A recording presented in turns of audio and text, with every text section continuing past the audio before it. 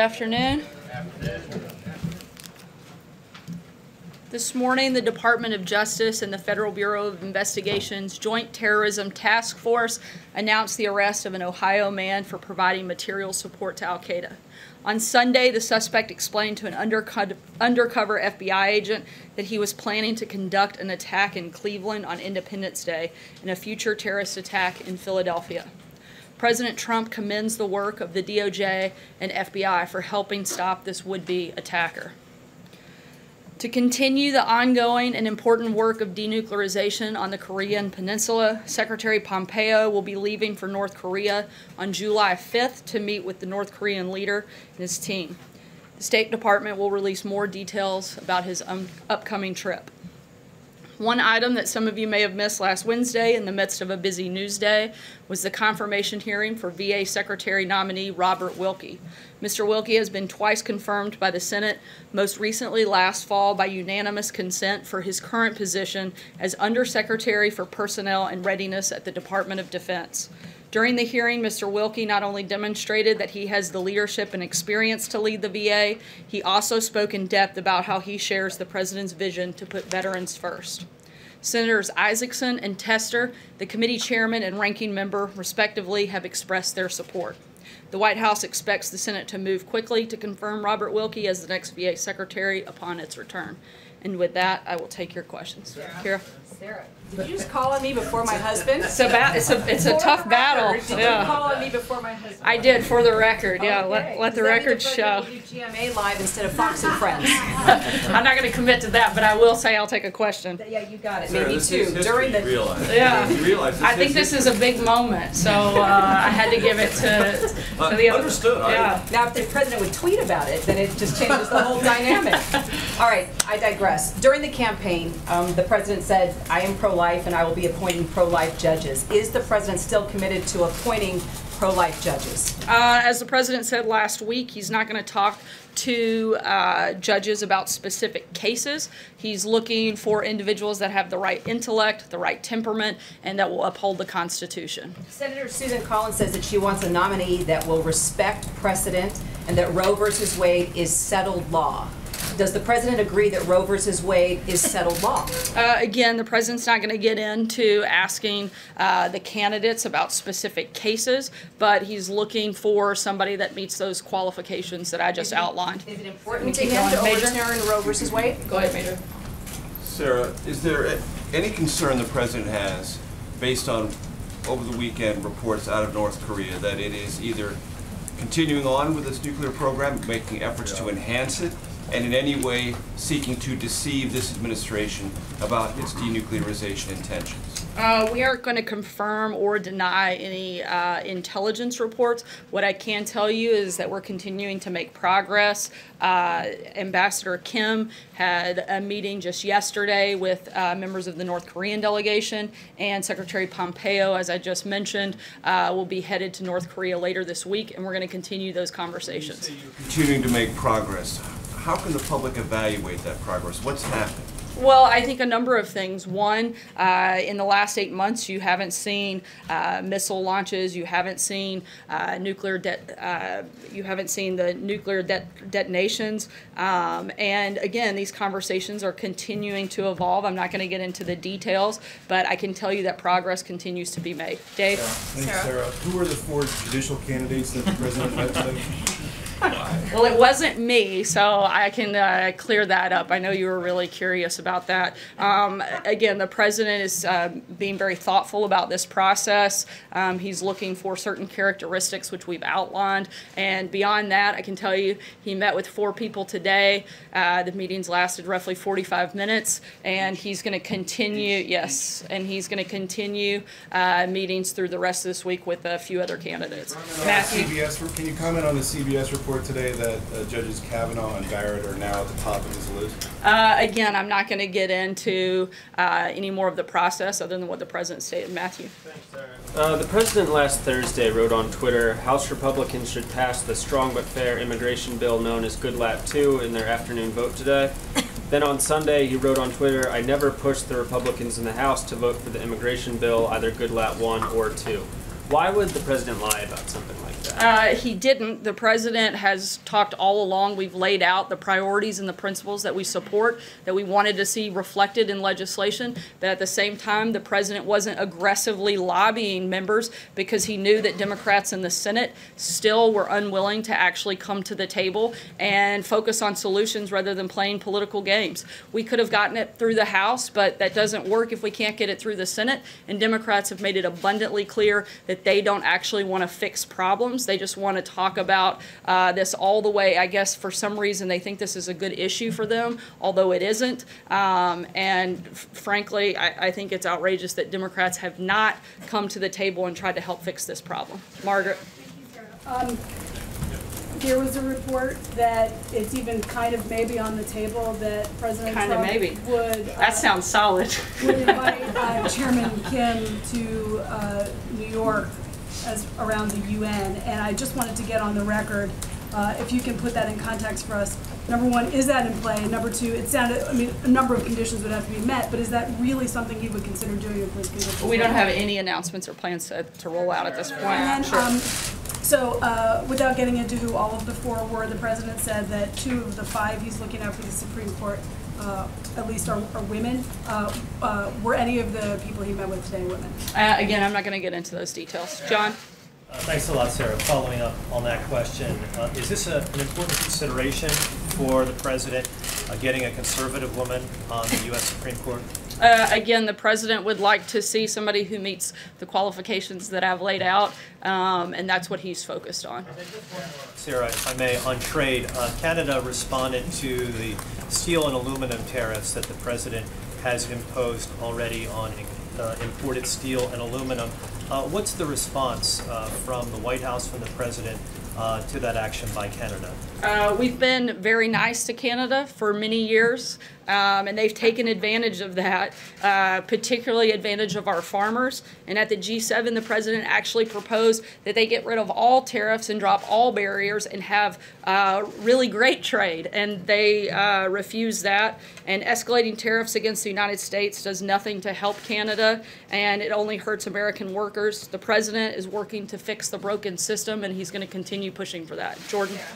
Thanks, Sarah. The National Security Advisor, John Bolton, appeared to leave the door open to the U.S. recognizing the Russian annexation of Crimea in his upcoming meeting with Vladimir Putin. Will you rule out the U.S. acknowledging that annexation, or is that on the table? We do not recognize Russia's attempt to annex Crimea. We agree to disagree with Russia on that front, and our Crimea sanctions against Russia will remain in place until Russia returns the peninsula to the Ukraine. Steve? Would be a possibility in the future if Russia... I'm sorry? I said, would recognizing the annexation be on the table if Russia agrees to certain concessions? I'm not going to get into any negotiations at this point. Steve?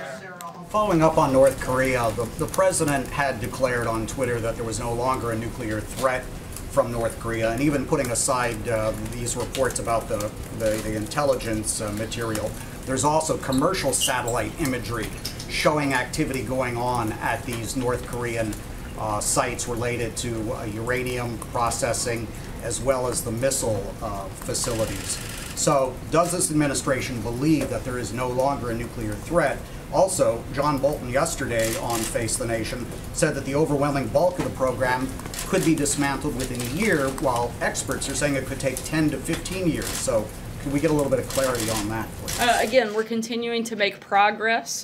We had good meetings yesterday, and as I said, that the Secretary of State will be there later this week to continue those discussions. I'm not going to confirm or deny any of the intelligence reporting that's out there. And as far as the one-year timeline, Ambassador Bolton said if North Korea makes the decision to denuclearize, their ballistics programs could be dismantled in a year. There's great momentum right now for positive change, and we're moving together for further negotiations. Beyond that, I don't have anything for you right here.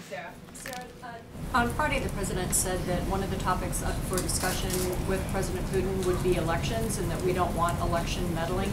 Does that mean he intends to raise the possibility of Russian interference in the midterm elections, and does he have any proposals or anything specific he would like to hear from President Putin about that? I'm not going to get ahead of the president's conversations, but we'll keep you guys posted and updated as things develop. Jill? Thanks very much. I wanted to ask, firstly, the president said he'd spoken to the new president-elect of Mexico. Does the president believe that López Obrador's election is going to have any impact on NAFTA negotiations or change the terms? They had a very positive and constructive first call, lasted about a half hour, and they talked pretty extensively about trade and the willingness for both parties to come together to make a deal, and we're going to continue focusing on making sure we get a good deal for the United States. And then just on a separate topic, is the president worried after his comments this morning that Michael Cohen is going to flip, and has he considered at all paying Michael Cohen's legal fees? As you know, I'm not going to answer questions on this topic and would refer you to the president's outside counsel. Blake? Thank you. Picking back up on trade, the EU has responded with retaliatory tariffs. Canada did so over the weekend as well. Mexico has done so as well. China has put their tariffs on as well, some of them, and some are expected to come $34 billion worth in the next few days. Is the United States winning this battle, and if so, how? Again, the president is focused not on the short term, but on the long term, and he wants to make sure that we're doing things that help protect American workers and protect American industry, and he is going to keep pushing to make sure that we have good trade deals. We have been in trade deficits with nearly every country across the globe for years, and the president wants to ensure that that doesn't continue. How long is the long term? Because if there's, for the folks who are actually impacted by this, and they just hear, well, we're in it for the long term. Is the long term weeks, months, years? How long is the long term? Look, we're not setting a timetable, and there are a lot of different negotiations going on. And we've made progress on a number of fronts, and the president, again, is committed to making sure we have good deals. He'd be happy to get rid of all tariffs and all barriers, so if there's countries out there that want to do that, I'm sure he'd be happy to sit down and make that happen right now and move this process forward a whole lot quicker. Hallie? Going forward with the $34 billion on Friday? I don't have any changes right now. Hallie? Two clarifications, just quickly here on two different topics. Number one, would the president like to see Roe v. Wade overturned? Once again, I'm not going to get into any specifics that we would be looking at. Justices, I'm saying, does he himself, is just a matter of how he feels, his own policy, does he want to see Roe overturned? Again, as this is ongoing, I'm not going to weigh into anything specific on that front at this point. It's a policy question. I'm not asking about the conversation. Does he have a position on it, or is he not I understand, and I'm telling you, while we're in the middle of this process, I don't have an updated comment on that front. About North Korea, does the president still trust Kim? Does he believe he's a credible negotiator? Again, we see progress and momentum in the process, and we've had good conversations as recently as yesterday, and we're going to continue those conversations later this week and push forward. Jeff? Sarah, the president said today that the WTO treats the United States very badly, and if that doesn't change, he'll do something. Is he considering anything other than leaving the WTO, and does he have a timetable for that decision? As the Secretary Mnuchin and the President have said, that that is not accurate, that the U.S. is leaving the WTO, but he's certainly voiced frustration, and he's been clear that he has concerns that there are a number of aspects that he doesn't believe are fair, and China and other countries have used the WTO to their own advantage, and we're focused on fixing the system, and that would include that. So he said today that if the WTO's treatment of the U.S. doesn't change, that he'll do something. What was he referring to? I don't have a specific announcement on what he'd do. Right now, he'd like to see the system get fixed, and that's what he's focused on doing. Does the president feel that Senator John McCain should resign so the governor can pick a new senator who will then vote on his Supreme Court nominee? I haven't asked him about that specifically. One more question. This is such a pivotal choice for the president. It's going to affect his legacy for decades to come. Why is the White House moving this so quickly? When he announces on Monday, that will be just a little over 2 weeks, I think, since Kennedy announced he's retiring. The president put out his list nearly 2 years ago of what those individuals would look like, and has continued. He made updates to the list just last year, and these are all individuals that have been looked at and considered not just for the last week, but for the last 2 years, and something that the president's been very thoughtful in, and is going to make the right decision when that moment comes on Monday. Aisha? Thank you. Just to follow up on the question that Jeff asked, so what exactly does the president want to see from the WTO? What actions does he expect them to take? The president would like to see just an overall more fair trading system, and we're going to be continuing negotiations with individual countries as well as organizations, and we'll keep you posted on any details. Francesca? Thank you, Sarah. Two questions, one domestic and then one foreign. Back on Michael Cohen, can you at least tell us whether the president watched the interview this morning and potentially how he feels about the idea that his former attorney said that he would put his wife, his son, his family, and his country first, but not the president? Once again, I'm not going to weigh into this issue, and I'd refer you to the president's outside counsel. The other question, in response to Jordan, you made very clear that sanctions for Russia as it pertains to Crimea are not on the table going to this meeting with Vladimir Putin. But what can you tell us about election meddling? Are sanctions for the election meddling on the table in this discussion? Again, I'm not going to get ahead of the president's meeting, but we'll keep you posted as it takes place. John? Yeah. Thank you, Sarah. Two questions, please. One foreign and one domestic. A week ago... Starting a new trend. A week ago, you told us that the president intended to call President Erdogan of Turkey following his re-election or his election as president. And we never got a readout on that call or whether or not he congratulated him. Would you elucidate on the call that he made to President Erdogan? You always have one of those zingers in there, John. I know that they spoke last week. I'll get back to you with details of the call. Put out a readout? Again, I'll check into it and get back to you with details of the call. The other question I had was regarding the president's position on Roe v. Wade.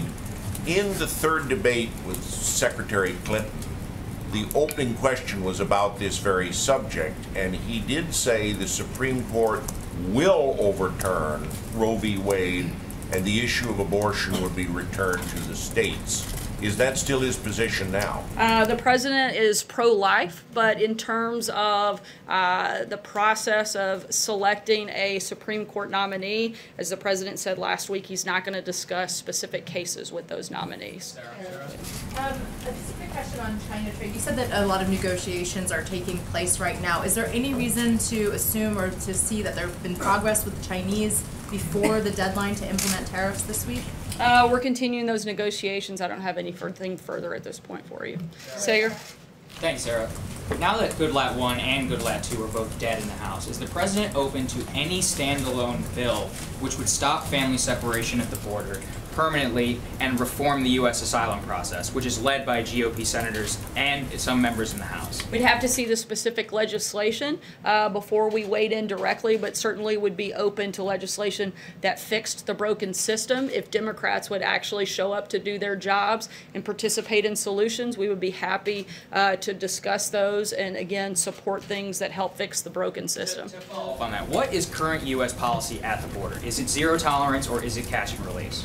The president's executive order has bought some time for Congress, but the clock is ticking, and Congress needs to act to fix this process because we're running out of time on what we have the ability to do, particularly with the district court that weighed in just last week. Eamon? Thanks, Sarah. Going back to trade for a second, the U.S. Chamber of Commerce, which generally works very well with Republican presidents, launched a campaign today to oppose the president's tariff agenda. They're saying that the administration is threatening to undermine the economic progress it worked so hard to achieve. What does the president make of that criticism? Again, the president is focused on helping protect American workers and American industries and create a fair playing field. That's what he wants to do, and that's what he's hoping to achieve, and we're confident that he will. Right here. The former Prime Minister of Canada was here today. Sarah, can you tell us what Stephen Harper was here for? Two-part question, but before that, if I can make a quick comment. No. Sarah, you are most welcome at any Indian restaurant across the U.S., including especially this area. Thank you. My question is, two-part question. One, when President is going to make history by visiting India? Because 1.2 billion Indians are waiting for him because he's very famous in India.